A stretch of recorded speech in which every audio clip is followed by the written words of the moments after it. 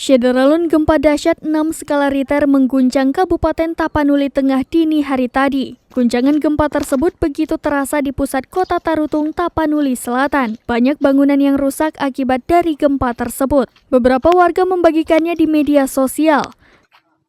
Tampak beberapa rumah warga yang hancur akibat gempa yang begitu kuat. Selain itu, tampak juga satu rumah ibadah yang atapnya jatuh akibat kuatnya guncangan gempa. Dari visual yang kami dapat, tampak ada beberapa rumah yang rusak dan 6 orang terluka. Dilansir dari Kompas TV, gempa ini dirasakan di Tapanuli Utara hingga Sumatera Utara. Gempa pertama terjadi pada pukul 2:28 Sabtu 1 Oktober dini hari. Gempa dengan kedalaman 10 km itu dirasakan dengan MMI 4 di daerah Tarutung, 4 di daerah Singkil, 5 di Sipahutar, 3 di Tapak Tuan, dan 3 di Gunung Sitoli. Pada pukul 2:50 waktu Indonesia Barat, gempa kembali terjadi dengan kekuatan 5,1 magnitudo.